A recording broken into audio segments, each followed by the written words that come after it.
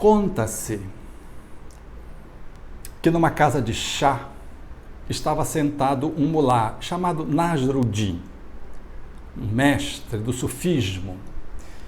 E chegou um amigo cantarolando, estava muito feliz.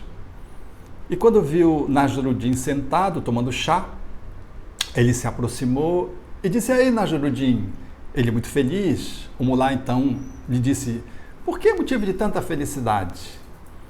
O amigo feliz, cantante, disse: "É que eu vou casar."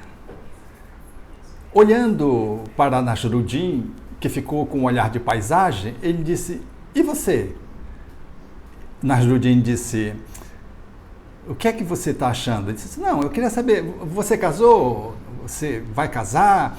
O Nasruddin disse: "Desde a juventude eu tinha um anseio mesmo de casar, desde a juventude." Então, disse: "Mas eu sempre desejei uma mulher excepcional, perfeita.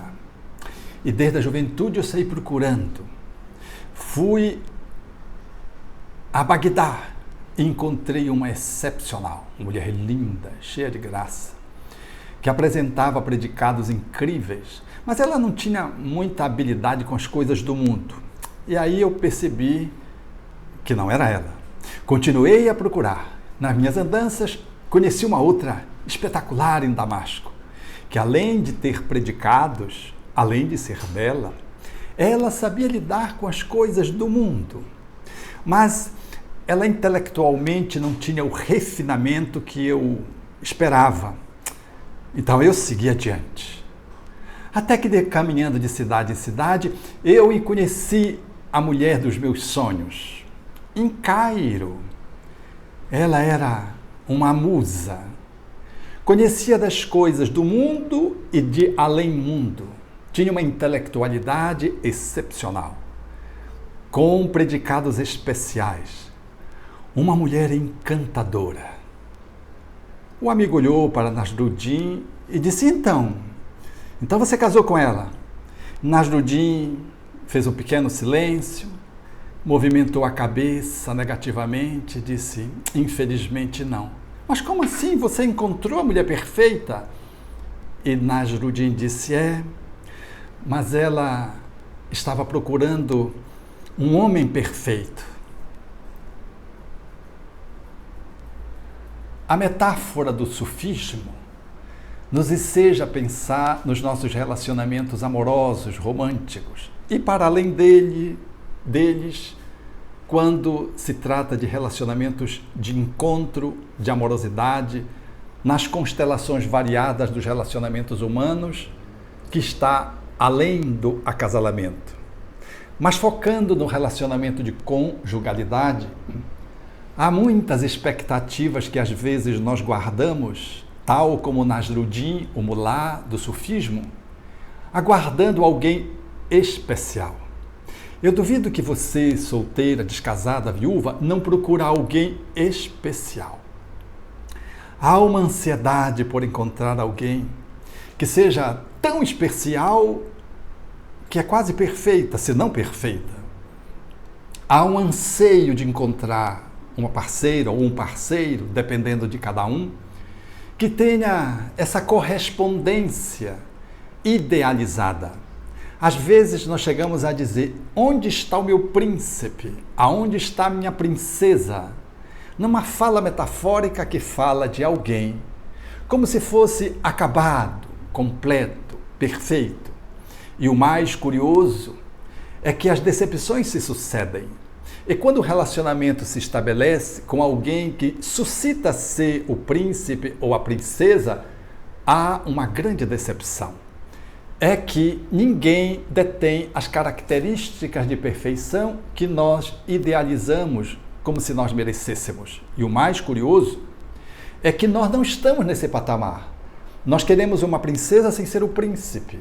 Nós queremos um príncipe sem ser a princesa. Porque deveria haver uma correspondência de status evolutivo, de patamar. Há um anseio nosso que ele é unilateral, como que nós não nos preparamos para fazer o encontro de alguém que tenha a nossa estatura. Nós queremos de graça alguém que seja redondamente especial, inteiramente apropriado a atender as minhas necessidades. Essa expectativa não é de agora.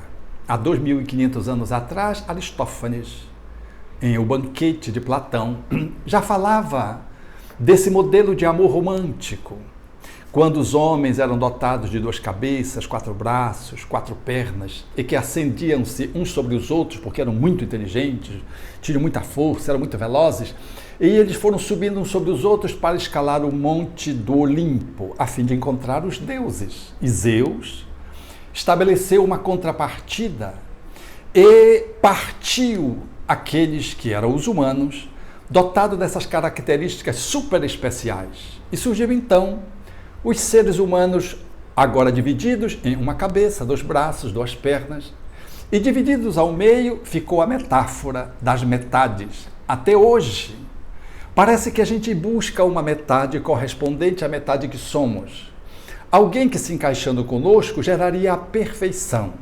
Se é que o outro não é perfeito como eu anseio encontrá-lo, eu anseio encontrar alguém que perfeitamente se encaixe, de modo tal a que possamos nos completar, a que possamos ser um ser inteiro, a que possamos reconectar a unidade perdida. É como se nós tivéssemos uma falha na nossa formação, como se Deus, Zeus, tivéssemos nos partido ao meio e nós procuramos a metade da laranja, como diz a música de Fábio Júnior. É como se buscássemos, portanto, a nossa contraparte. É uma tentativa de encontrar a perfeição no outro que me completa, como se eu também fosse a contraparte do outro. Esse é o anseio que nos engoda, que nos impede de avançar, que nos proporciona muitas desilusões. Primeiro, que Deus não criou nada pela metade, tudo é inteiro. Deus é a abundância do universo. Se criou 3 trilhões de galáxias, é possível que ele fosse criar as suas criaturas, vamos usar aqui uma força de expressão, os seus míseros viventes pela metade. Seria uma economia cósmica que não faz o menor sentido. Deus nos criou completos, inteiros. Nós não temos metade nenhuma que precisamos encontrar para completar a nossa perfeição, ou para nos completar. Nem tampouco Deus criou alguém perfeito que de graça vai nos encontrar ou nós vamos encontrá-lo. Até porque nós não temos essas perfeições que nós aguardamos encontrar no outro. A expectativa, portanto, de encontrar alguém perfeito ou que nos encaixe perfeitamente faz-nos entrar nas relações de forma inconsequente e muitas vezes decepcionante. É porque, em sentido vazio, e o vazio faz parte da estrutura do espírito imortal que viaja através das múltiplas existências, há um sentido que precisa ser preenchido. Mas ele precisa ser preenchido de fora para dentro, de dentro para fora, não de fora para dentro.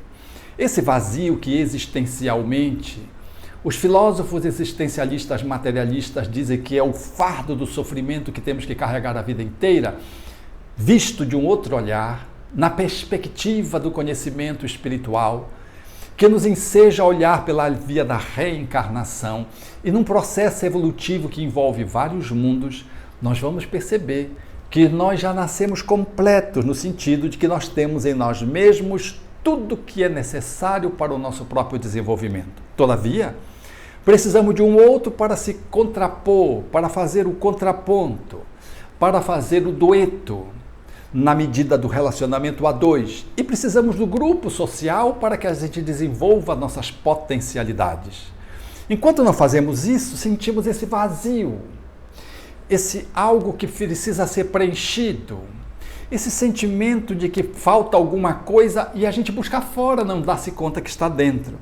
Enquanto a gente busca fora, em alguém, e especialmente num relacionamento amoroso, e numa metade ou em alguém perfeito, nós vivemos frustrações e adiamento da nossa plenitude. Porque o nosso estado de bem-estar, de planificação, de felicidade efetiva, ele dá-se quando eu me conscientizo de que eu sou um indivíduo, de que eu não tenho uma metade, eu não sou uma dualidade, eu sou um indivíduo, um só. E quando o Criador me criou, ele já me criou uno, integral, inteiro, para emergir num processo evolutivo como uma semente que vai se desdobrar na erva, na planta, na árvore frondosa, nos flores e nos frutos, cumprindo assim o seu propósito evolutivo e existencial. Então não falta nada de fora que substitua o que tem dentro. Vem de fora o contraponto, vem de fora a influência, vem de fora a reciprocidade, mas nada que vem de fora é capaz de substituir o movimento que temos que fazer dentro. Mas dentro, para que possamos fazer essa emergência, nós precisamos contracenar com alguém. Nós precisamos de pessoas que compõem os grupos sociais para que nós possamos ir fazendo emergir o nosso potencial interior. É assim na lei da vida. Todavia, trazendo para a relação romântica, quando sentimos o vazio, a sensação de desamparo, de desamor, que falta alguma coisa, a gente procura alguém. E esse alguém às vezes chega e a gente tem a impressão que encontrou a nossa metade, o marido perfeito, a mulher perfeita. E quando isso se dá, sucede-se uma grande decepção. Porque o outro pode ir embora, o outro pode adoecer, a cabeça mudar, sofrer um acidente, mudar de comportamento, o outro pode morrer, o outro pode...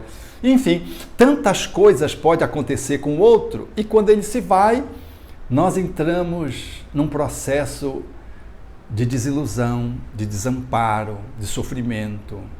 E nós nos damos conta que nós estávamos apoiando no outro, que temporariamente pôde nos suprir uma necessidade que deveria ser preenchida por nós. Quando nós nos preenchemos de fora para dentro, nós estamos, e de forma confortável, muitas vezes nós estagiamos numa zona de conforto que nos imobiliza. Nada do que o outro não possa nos ajudar a dar as mãos, ser na relação de conjugalidade. Mas não é o outro que nós encontramos que é a nossa metade.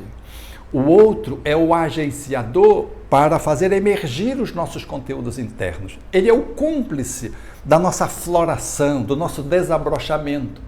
Ele não é aquele que vai fazer eu desabrochar, porque desabrochar ou não desabrochar é uma escolha de cada um. Porque nós, em sendo únicos e tendo a capacidade de ser livres para ser responsáveis pela nossa própria vida, somos nós quem decidimos desabrochar.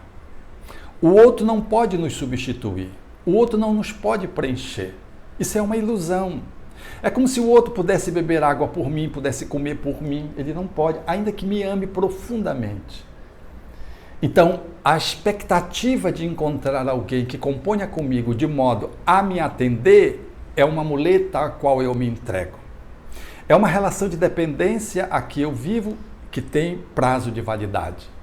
É o adiamento da minha autorresponsabilidade para efetivar em mim o que precisa emergir enquanto processo de desabrochamento.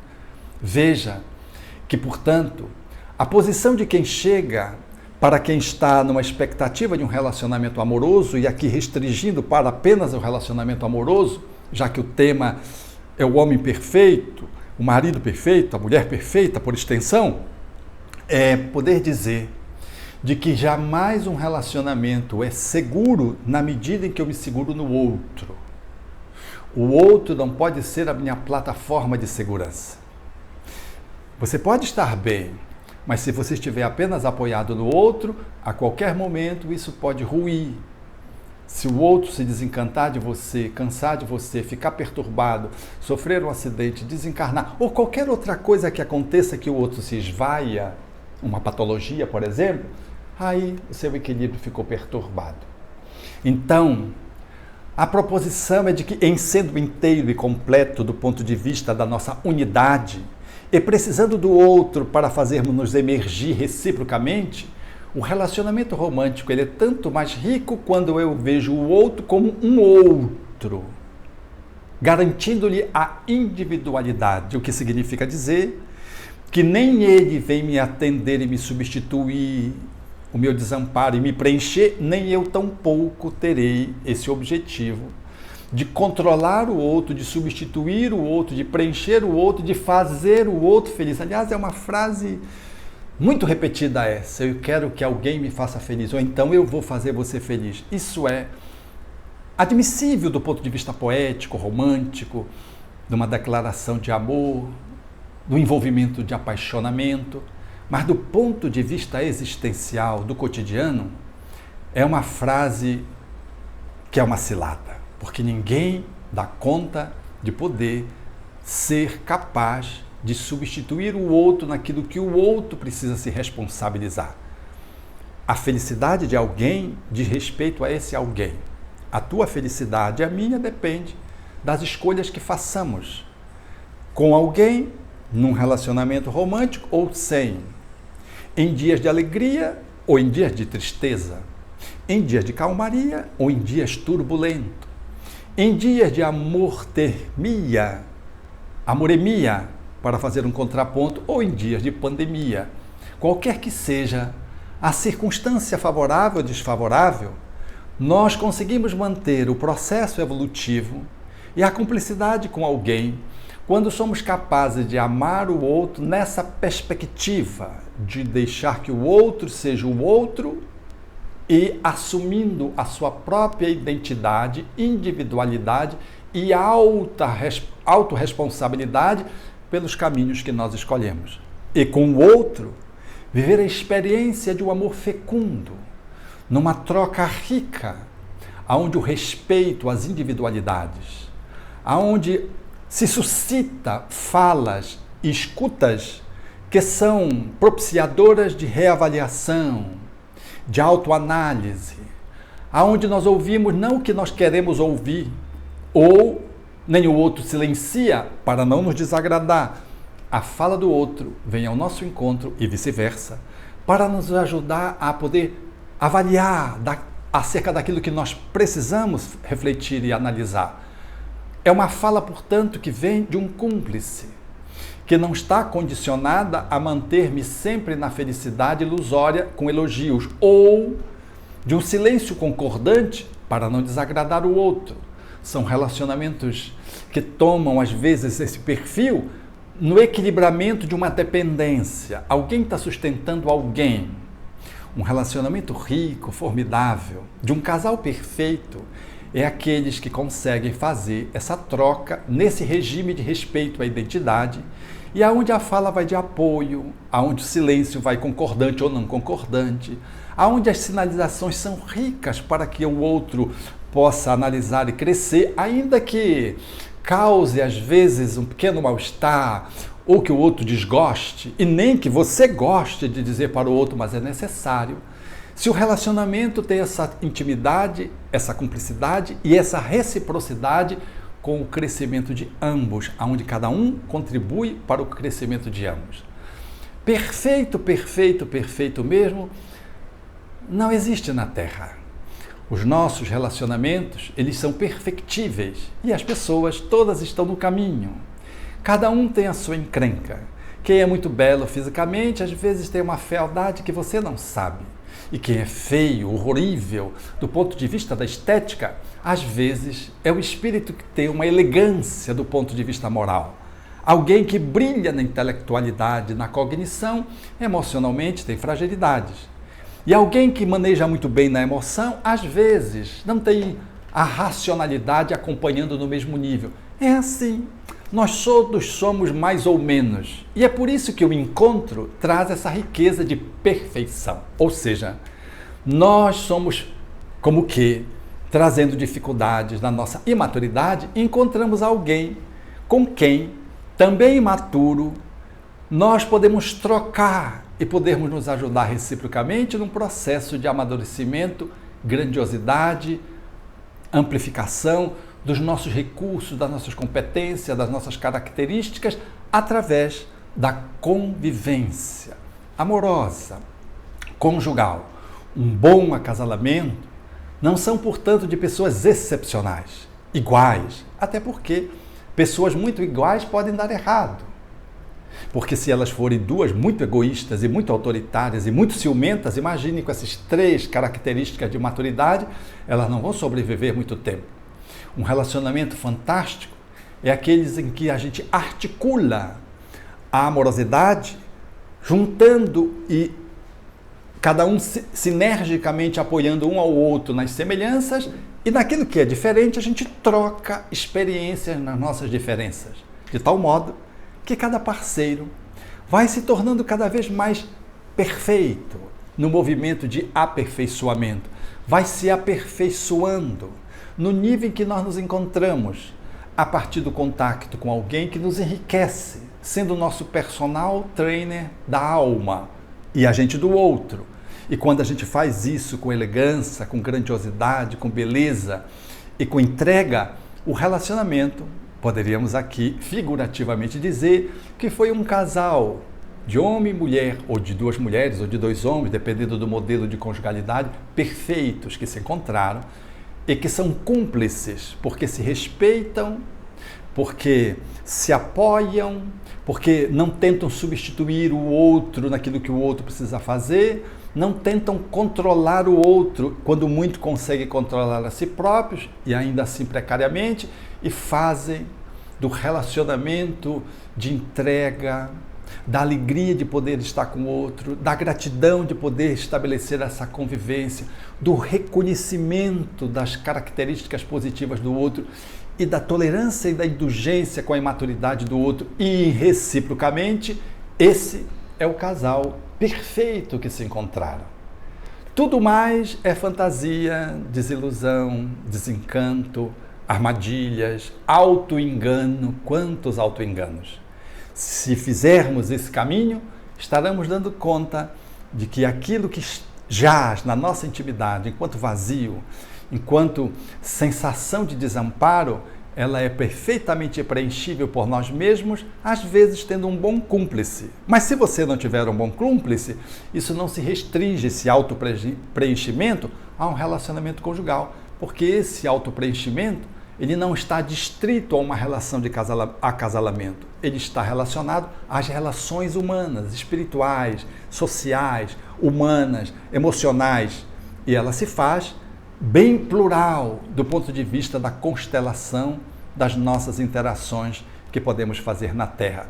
Quando temos a companhia de um esposo, de uma esposa, de um cônjuge, aí essa relação ela ganha esse plus, porque toda relação de conjugalidade ela é uma relação sempre mais desafiante, porque ela envolve muita intimidade psicológica, muita intimidade física, muita intimidade espiritual e, portanto, ela é mais desafiadora, posto que você não consegue se esconder durante muito tempo do parceiro ou da parceira e vice-versa.